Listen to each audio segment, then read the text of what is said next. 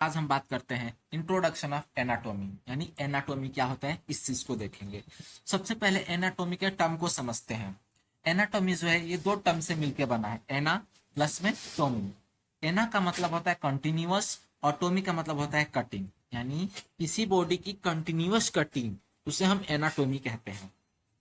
अगर इसकी डेफिनेशन की बात करते हैं तो the science which deals the study of structure and relationships among the structure, यानी किसी बॉडी की स्ट्रक्चर के बारे में, यानी उसकी बनावट के बारे में या फिर उसके रिलेशन के बारे में बताता हो, उसे हम एनाटॉमी कहते हैं। नोट में देखते हैं, फर्स्ट ऑफ ऑल जो एनाटॉमी की स्टडी किया गया था वो कैडवर के डाइसेक्शन के थ्रू किया गया था। कैडवर क्या होता है? एक डेड बॉडी। और डाइसेक्शन क्या होती है? डेड बॉडी की कटिंग करके उसके स्ट्रक्चर के बारे में स्टडी करना, उसे डाइसेक्शन कहते हैं। अब जो एनाटॉमी है उसके कुछ सब डिविजन्स बनाए गए हैं, जिसको हम देखते हैं वन बाय वन करके। तो हमारा पहला है कैडवरिक एनाटॉमी। कैडवर, जैसा कि मैंने अभी आप लोगों को बताया, कैडवर जो होता है एक डेड बॉडी होती है, उसके ऊपर स्टडी करना ही कैडवरिक एनाटॉमी होती है। The study on a dead bodies usually with the naked eye, यानी हम डेड बॉडी की कटिंग करके उसके स्ट्रक्चर के बारे में स्टडी करते हैं, उसी को कैडवरिक एनाटॉमी कहते हैं। इसको हम मैक्रोस्कोपिक और ग्रोस एनाटॉमी भी कह सकते हैं। यूजुअली देखा जाए तो एनाटॉमी, कैडवरिक एनाटॉमी को हमने दो डिवीजन में डिवाइड कर रखा है। पहला है हमारा रीजनल एनाटॉमी, दूसरा हमारा सिस्टमेटिक एनाटॉमी। रीजनल एनाटॉमी में देखो क्या होता है, बॉडी के किसी एक स्पेसिफिक पार्ट की स्टडी करना, जैसे कि हाथ की, पैर की, सर की, या फिर किसी भी एक पार्टिकुलर ऑर्गन की स्टडी करना रीजनल एनाटॉमी कहलाता है।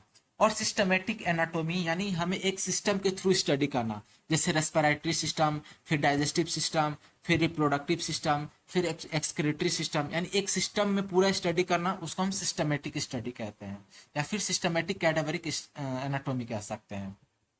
नेक्स्ट आता है हमारा लिविंग एनाटॉमी। लिविंग एनाटॉमी में ही आ रहा है लिविंग, यानी लिविंग ऑर्गेनिज्म की स्टडी करना है। The study on a living human beings by infections, palpitations, endoscopy, EMG, ECG, ETC. मतलब एक लिविंग ह्यूमन बींग्स के ऊपर हम उसके पाल्पिटेशन के थ्रू या फिर एंडोस्कोपी के थ्रू, फिर ईसीजी या फिर किसी भी मॉडर्न इंस्ट्रूमेंट का यूज करके हम उसकी स्टडी करते हैं, उसको लिविंग एनाटॉमी कहते हैं। नेक्स्ट आता है हमारा surface anatomy. Surface anatomy, the study of a deeper part of the body in relation to the skin surface, यानी हमें रिलेशन करके स्टडी करना है अपने स्किन से, अपने बॉडी के किसी भी डीपर पार्ट्स को, किसी भी डीपर पार्ट्स की स्टडी करना अपने स्किन के रिलेशन में, उसे कहा जाता है सरफेस एनाटॉमी। फिर हमारा नेक्स्ट आता है टोपोग्राफिक एनाटॉमी। हम टोपोग्राफिक एनाटॉमी को क्या करते हैं, सरफेस एनाटॉमी से कंपेयर कर सकते हैं। इसमें भी क्या किया जाता है, the study of structure and forms the portions of the body with the particular emphasis on the relationships of the part of each other, यानी इसमें हमें क्या करना है, स्टडी करनी है लिविंग ऑर्गेनिज्म के ऊपर ही, लेकिन इसके अंदर भी हम क्या करेंगे, रिलेशन करते हैं। एक ऑर्गन से दूसरे ऑर्गन की रिलेशन कह सकते हो, या फिर अपनी स्किन से रिलेशन कर सकते हो, उसको हम सरफेस एनाटॉमी से नॉर्मली कंपेयर कर सकते हैं, उसे टोपोग्राफिक एनाटॉमी कहते हैं। नेक्स्ट हमारा आता है डेवलपमेंटल एनाटॉमी। डेवलपमेंटल एनाटॉमी से समझते हैं, यानी किसी भी चीज का development, the study of development from the fertilize egg to the adult, means हमें स्टडी करना है एक फर्टिलाइज एग से लेकर किसी भी एक ह्यूमन के एडल्ट तक की स्टडी करना डेवलपमेंटल एनाटॉमी होता है। डेवलपमेंटल एनाटॉमी को दो डिवीजन में डिवाइड किया गया है, इंट्रायूटेराइन और एक्स्ट्रायूटेराइन। अब देखो, इंट्रायूटेराइन में हमें कौन कौन सी स्टेज देखने को मिलती है, एम्ब्रियोलॉजी देखने को मिलती है, फेटोलॉजी देखने को मिलती है। एम्ब्रियोलॉजी में क्या होती है, early stage of the fetus, यानी फेटस की जो अर्ली स्टेज होती है हम उसको एम्ब्रियोलॉजी कहते हैं। एम्ब्रियोलॉजी यानी जाइगोट के कुछ समय बाद का जो टाइम पीरियड होता है हम उसको एम्ब्रियो बोलते हैं, यानी 8 वीक्स तक का टाइम जो होता है फर्टिलाइज एग के बाद से 8 वीक तक का टाइम पीरियड जो होता है उसको हम एम्ब्रियो कहते हैं, और उसकी स्टडी करना ही एम्ब्रियोलॉजी कहलाता है।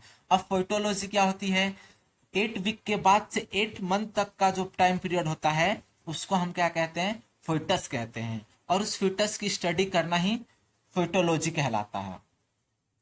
अब देखते हैं हम एक्स्ट्रा यूट्राइन लाइफ को। एक्स्ट्रा यूट्राइन लाइफ को, इसमें क्या होता है, एक्स्ट्रा यूट्राइन लाइफ यानी यूट्रस के बाद का जो टाइम पीरियड होता है हम उसको एक्स्ट्रा यूट्राइन लाइफ कहते हैं। मतलब बेबी का बर्थ के बाद से उसके एडल्ट तक का टाइम पीरियड जो होता है हम उसको एक्स्ट्रा यूट्राइन टाइम पीरियड कहते हैं। नेक्स्ट हम देखते हैं हिस्टोलॉजी।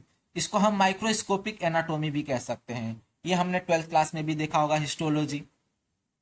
हिस्टोलॉजी यानी microscopic study of the structure of a tissue, एक टिश्यू की स्टडी करना। जैसा कि हम जानते हैं टिश्यू बहुत ही छोटे होते हैं, हम उसको अपनी आंखों से देख भी नहीं सकते हैं, तो हम उसको क्या करते हैं, माइक्रोस्कोप के द्वारा स्टडी करते हैं, इसलिए इसको हम क्या बोलते हैं, माइक्रोस्कोपिक एनाटोमी भी कहते हैं। तो माइक्रोस्कोप के द्वारा किसी भी टिश्यू की स्टडी करना ही हिस्टोलॉजी कहलाता है, यानी माइक्रोस्कोपिक एनाटोमी कहलाता है। नेक्स्ट हमारा आता है साइटोलॉजी। साइटोलॉजी यानी ये जो सेल होता है, सेल का टर्म दिया गया है cytology, the study of a formation of cells and its development, यानी किसी भी सेल के डेवलपमेंट की या फिर सेल की लाइफ स्पेन की स्टडी करना ही साइटोलॉजी कहलाता है। नेक्स्ट आता है फिजिकल एंथ्रोपोलॉजी, यानी इसके अंदर क्या होता है, the study with the extra features and the measurement of different races and the group of people with the study of the prehistoric remains. इसको समझने वाली बात है। देखते हैं फिजिकल एंथ्रोपोलॉजी। आप एंथ्रोपोलॉजी में एंथ्रो यानी प्री एग्जिस्टिंग शब्द आ रहा है। इसमें हम क्या करते हैं, जो हमारे पूर्वज रह चुके हैं यानी जो हमारे एंसेस्टर हैं उनके बीच से और आज के जो ह्यूमन से इनके बीच में कंपेयर करके जो स्टडी किया जाता है उसको फिजिकल एंथ्रोपोलॉजी कहा जाता है। नेक्स्ट आता है रेडियोग्राफिक एनाटोमी। रेडियोग्राफिक एनाटोमी, इसको हम स्कियाग्राफी भी बोलते हैं। The study of deeper organs by the plane of the contact radiography. आजकल हम मॉडर्न इंस्ट्रूमेंट का यूज करते हैं, ईसीजी वगैरह या सीटीसी स्कैन वगैरह जो होता है, तो हम क्या करते हैं, स्किन के ऊपर से हम डीपर ऑर्गन्स की स्टडी भी कर पाते हैं। जैसे कि आजकल नॉर्मल डिजीज चलती हैं जैसे स्टोन का, तो स्टोन को हम क्या करते हैं, आउटर स्किन यानी मॉडर्न इंस्ट्रूमेंट के यूज करके हम उस बॉडी के अंदर यानी डीप ऑर्गन्स के अंदर भी पता लगाया जा सकता है कि हाँ स्टोन है या नहीं है, तो उसको कहा गया है रेडियोग्राफिक एनाटोमी। नेक्स्ट आता है पैथोलॉजिकल एनाटोमी। इसको हम मॉर्बिड एनाटोमी भी कहते हैं। The study of diseases organ, यानी किसी ऑर्गन के अंदर कोई डिजीज है उसकी स्टडी करना क्या होता है, पैथोलॉजिकल एनाटोमी कहलाता है। जैसे मान के चलो तुम्हारे किसी भी ऑर्गन में कोई किसी भी प्रकार की डिजीज है और हम उस चीज को स्टडी करते हैं तो उसी को हम कहते हैं पैथोलॉजिकल एनाटोमी। नेक्स्ट आता है अप्लाइड एनाटोमी। अप्लाइड एनाटोमी यानी क्लिनिकल एनाटोमी, जो कि हम आज नॉर्मली करते हैं। It deals to the diagnosis and treatment of the medicine और सर्जरी। किसी भी ह्यूमंस को कोई भी डिजीज है तो उसको डायग्नोसिस करना और उसका ट्रीटमेंट करना। ट्रीटमेंट भी दो तरह से होता है, कोई कोई डिजीज होती है जिनको हम मेडिसिन के थ्रू सही कर सकते हैं, लेकिन कोई कोई जो डिजीज होती है जिसको हमें सर्जरी के थ्रू सही करना होता है। तो the diagnosis of A treatment of a medicine और ए सर्जरी, ऐसा डिजीज जिसको हम ट्रीटमेंट कर रहे हो मेडिसिन के थ्रू या फिर सर्जरी के थ्रू, तो उसको हम क्लिनिकल एनाटोमी या फिर अप्लाइड एनाटोमी कहते हैं। नेक्स्ट आता है हमारा डेंटल एनाटोमी। इसके बारे में तो आप सब जानते होंगे, डेंटल यानी teeth. The study on a teeth, teeth के ऊपर स्टडी करना या फिर देयर लोकेशन, टीथ की लोकेशन बताना, उसकी पोजीशन बताना और उनके बीच का रिलेशनशिप्स बताना, इसी को कहा गया है डेंटल एनाटोमी। इसे हम डेंटल एनाटोमी कहते हैं। नेक्स्ट हमारा आता है कंपैरेटिव एनाटोमी।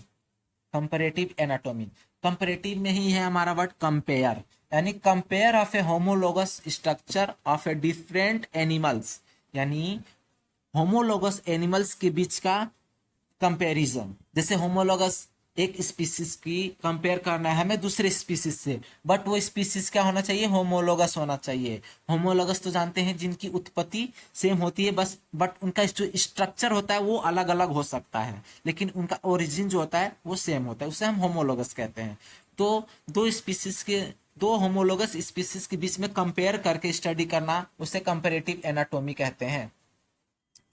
नेक्स्ट हमारा आता है वेटरनरी एनाटोमी। वेटरनरी एनाटोमी क्या होती है? The anatomy of the domestic animals, यानी जो डोमेस्टिक एनिमल्स होते हैं उनके बारे में स्टडी करना, वो वेटरनरी एनाटोमी कहलाता है।